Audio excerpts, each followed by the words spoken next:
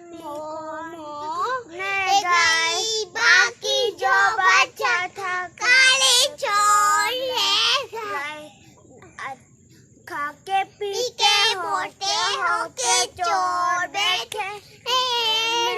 चोरों वाला डब्बा सीधा पहुंचा नहीं पहुंचा सीधा जेल में।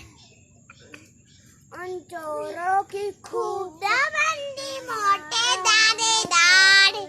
मोनों को भी खूब नचाया जंगल की सरदार ने अच्छी नानी प्यारी नानी उसे छोड़ दे जल्दी से एक एक मुन्ना छोड़ दे